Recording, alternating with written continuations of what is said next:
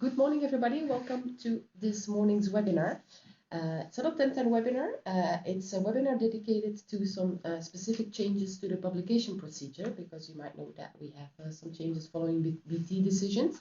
And more in particular, they will talk about handling of the comments at formal vote. So please be informed that, as usual, you are muted during this presentation. You have the Q&A panel from the GoToWebinar control panel that you can use for submitting your questions. So this presentation will last more or less 30 minutes, and we will have a more extensive answer period after the presentation. So please go ahead and submit your questions. After the presentation, we will have a look at the questions and reply as many as possible. We have until 11 o'clock for that. So let me introduce you the speakers of today. They are both editors here at the CEN and CENELEC Management Center. Their names are Amy Jane Conley and Martha Houston, and I give you the floor, ladies. Thank you. Good morning, everybody. My name's Amy Conley. I'm here today with my colleague Martha. Good morning. Hi. And today we're going to be discussing the latest BT decision, D163/029 and BT 036/2019, which is applicable to all CEN and CENELEC deliverables. So we'll take you through the content of the decision and what it means for you as TCs and also as drafters. And we'll give a little bit of information on how to apply the decision appropriately too. So we're going to start with the background of this decision and why it was necessary to implement this decision. Basically, we had been having problematic delays at the publication stage. And after further research, we noticed that this had come from comments that had come up during the vote. And these delays were caused by a high number or high volume of comments that had to be handled by us editors. But also when we came back to the TCs with our thoughts on these comments, it turned into very long discussions as to whether or not these comments are editorial or technical. As you all should know by now, we can only accept editorial comments at publication stage.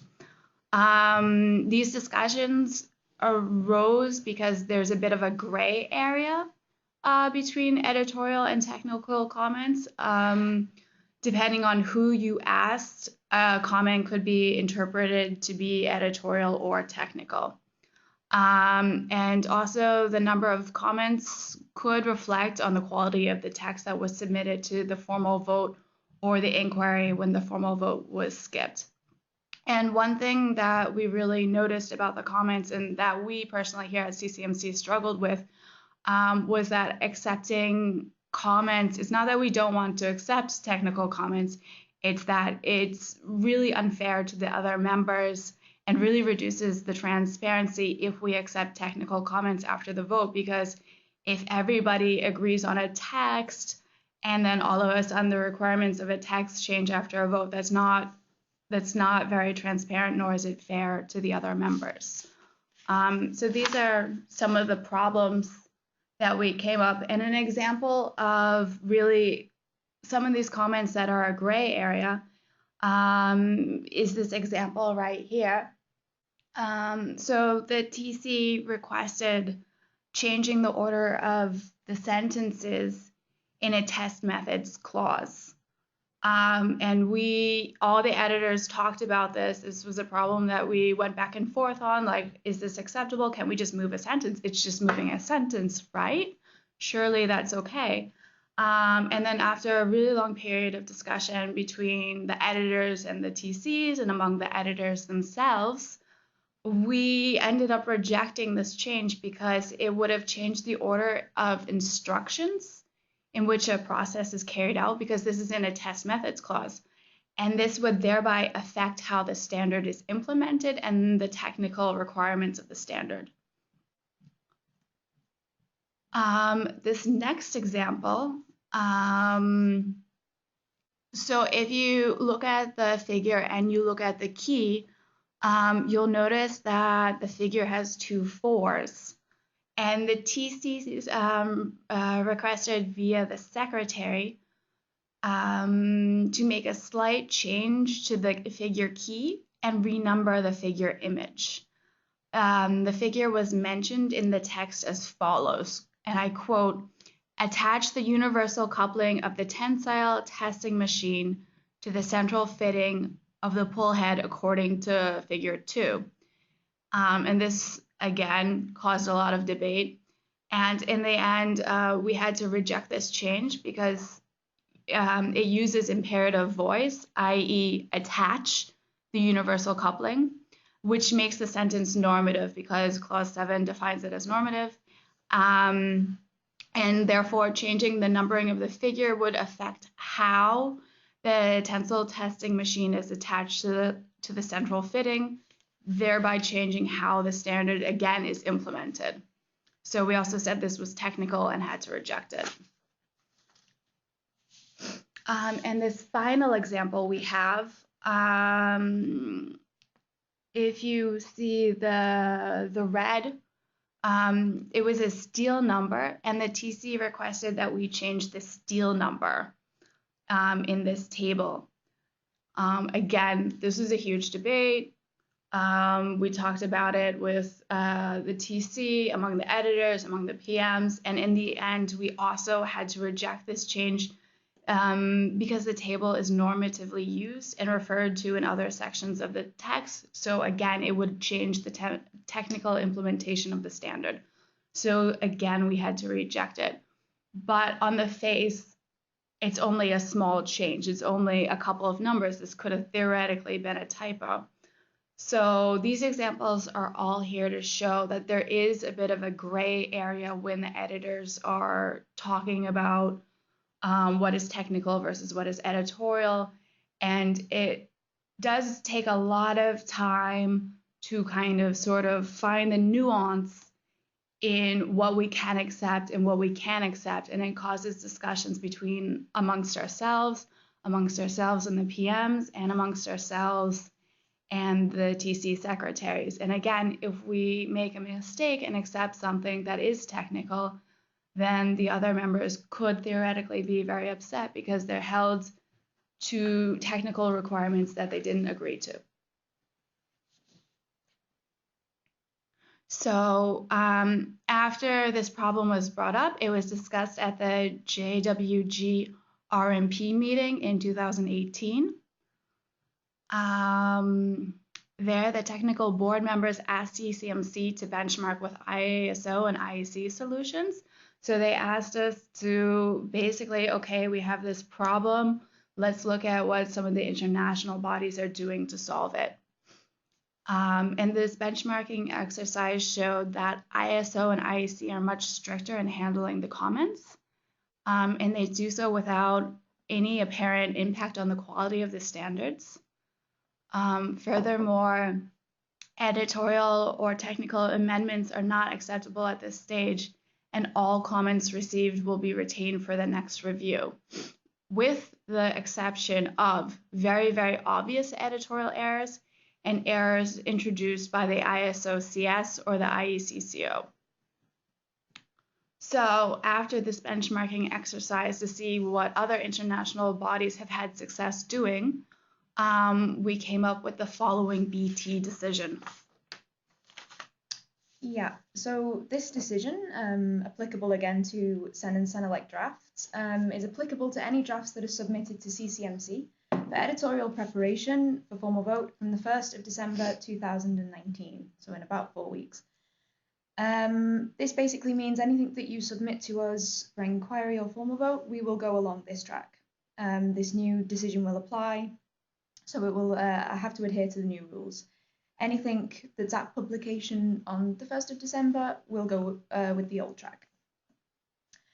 So we decided to align as far as possible the CEN and CENELEC rules and behaviours on the handling of the comments at the formal vote with those of ISO and IEC, and subsequently we decided the following points. So the first point, point A, further editorial or technical changes to the draft after their submission to formal vote are not accepted, with the exception of obvious editorial errors or errors introduced by CCMC in the preparation of the draft, which will be directly corrected by CCMC before publication. So obvious editorial error is an editorial error that is recognised as such immediately and without any doubt, both by the CCMC editor and the TC secretary. So effectively what that means is the CCMC editor and the TC secretary have to agree on the change being editorial. If neither of us agree, if CCMC believes the comment is technical, it will be rejected and it will have to be saved for a future revision. And then any technical changes aiming to correct errors and thus avoiding a deficient standard according to BT Decision 48, 2014 and D149017. Any technical changes need to be taken to BT. They need BT approval. And then CCMC will introduce them before publication. So what this means is, if the TC secretary wants any kind of technical change or a grey area change, you need to go to BT because the CCMC editor is not authorised to make any of these changes. The editors are happy and can accept obviously editorial errors. So as I said, if we agree that an error is editorial, we can implement it. So things like punctuation, orthography, spelling, that kind of thing will be changed. And we can fix mistakes that come from CCMC. So if the editor introduces a mistake or a problem, something like that, we can change that. But we just want to mention that we're not technical editors, so we don't have the technical expertise that a TC secretary or a drafter will have. So if you explain how a change is editorial in a slightly more technical way, we're probably going to mark it as technical, so do just be aware of that. So we have a few examples just to make that a little bit clearer. So the first one,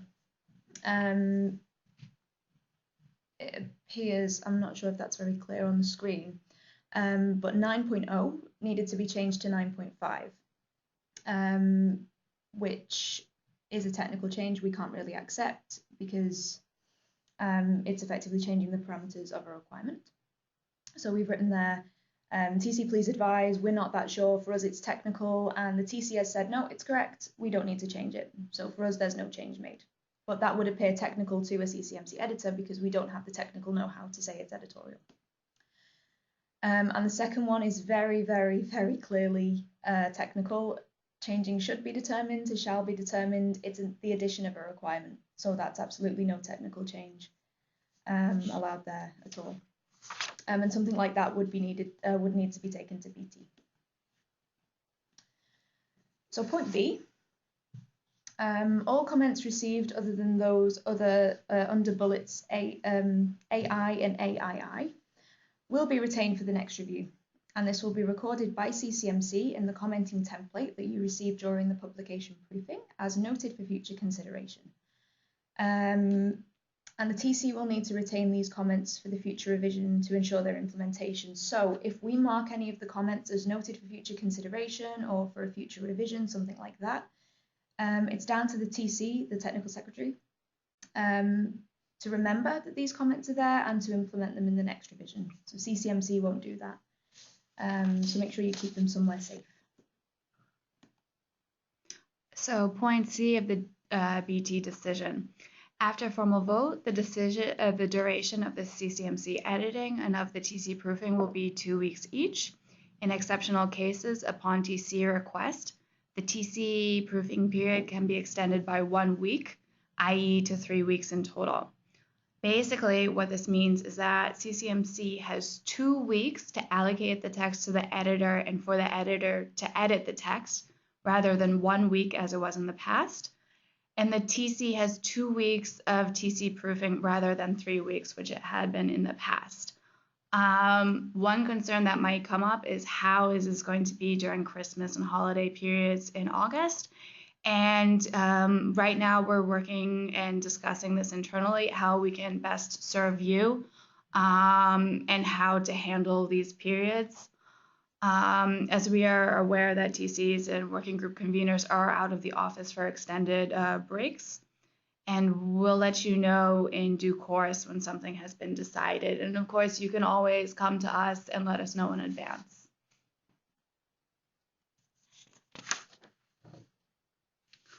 So part D of the decision. At the end of the TC proofing period, in case of no response, CCMC shall, by default, proceed to the next steps in the finalization process, i.e. translation or immediate publication, and inform the TC Secretary and Secretariat accordingly, in line with CLC D157/16. which this BT decision was decided that CCMC shall send a proofing request containing the sentence, in case of no response, we shall assume that you agree to the immediate publication to the TC Secretary and Secretariat. That will send in our TC proofing email with the corrected text. And that at the end of the proofing period, CCMC shall inform the TC Secretary and Secretariat that it will proceed with the publication, and this for all types of publications. And then there's a note: in case of anticipated problem, CCMC is encouraged to take direct contact, for example, a phone call with the TC Secretariat. And furthermore, CCMC is working to ensure the eventual involvement of working group conveners and project leaders during the TC proofing. We're just finalizing the details on that. So basically what this means is that you should get in touch with us if there are any problems. Also be aware that we've had a sentence in the template for a couple of years, which has stated basically that we'll proceed if we don't get a response. And this decision basically means that we're actually just going to be stricter on this. So if we don't get a response, we'll have to go ahead and publish, whereas in the past we'd been a little hesitant to just go forward with that.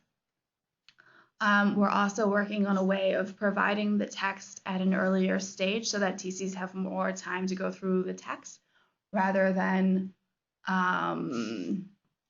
just 2 weeks before.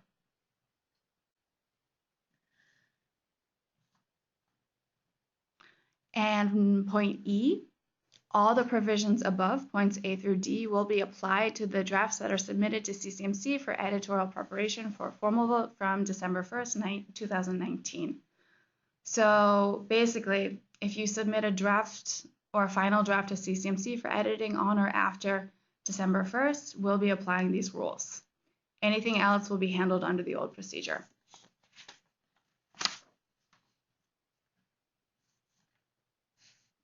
And point F, all changes for obvious editorial errors and errors introduced by CCMC in the preparation of the final draft shall be requested and any disputes resolved during the TC proofing period, after which the issue is escalated to BT.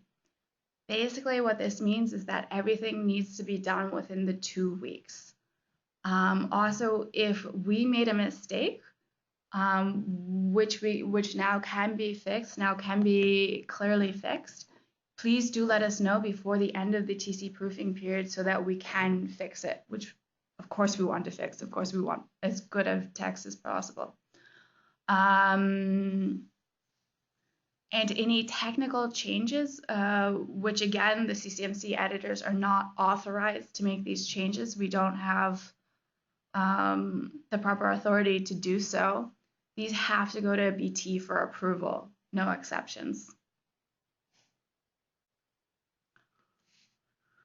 And point G, all experts in CEN and CENELEC technical committees are urged to ensure the highest possible quality of text for submission to formal vote. So please, please, please, we want text with the highest possible quality so that we can create text with the highest possible quality and edit the text at the highest possible quality. That is the purpose of this BT decision, to help improve the quality of text as much as possible earlier on in the process. If the quality of the text is superior at the beginning of the procedure, it can only improve and become an unparalleled quality of publication. And to help you create a text with better quality, please get in contact with us for free editorial help. Just a small reminder. Yeah, and on the subject of editorial help, we do have a number of webinars that we've done over the years, and these can be found under the Webinars for Standards Drafters part on the CEN and CENELEC website, under About Us, Our Services, and then under the tab Training, right at the bottom, there's Webinars for Standards Drafters, and these go all the way back to 2016. Everything's there, everything's archived. We have presentations, we have the scope of the webinar, the questions and answers that were asked during it, and a recording. So they're a really good starting point. If you're a little bit concerned, just go and see what we've covered. We've covered most of the internal regulations part 3, including the updated version, which we covered in September on the 26th. So that's there. Further drafting resources that we have, of course, the internal regulations part 3 and the templates, the CEN, which are found on the CEN and CENELEC BOSS sites. So it's worth noting both of these BOSS sites have roughly the same information. It's just one's geared up for CENELEC and the other one is geared up for CEN. For the templates, the only difference between the two is the font. So for CEN, it's Cambria, and for CENELEC, it's Arial. But for the styling, for everything else, it's all exactly the same. So if you have any problem with either template on either BOSS site, feel free to go and take it from the other site, because everything is the same. The CCMC editor can change the font. That's really not a problem for us. We'd rather have the styling behind it correct, because we do have to provide an XML version of the text now. That makes our life a hell of a lot easier. And then in terms of electronic preparation, there's a bit more of an in-depth look at some drafting rules that you might need. So if you take a look on the CEN BOSS site, because I believe the CENELEC one is still under construction in this area, there's a comprehensive list of drafting rules which supplement the IR3. So you've got technical requirements for figures, detailed info on normative references, all of that kind of thing. Just do a quick search on the CEN BOSS and you can find it, because it is applicable to for CENELEC deliverables.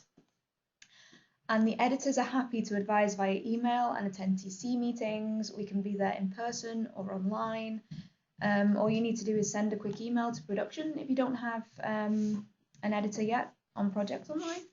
Or if you do have a contact point on projects, just write a quick email, get in touch. We'll be more than happy to help you out. And we'd rather help you earlier than leave it until publication stage and we have a lot of problems that we then have to fix.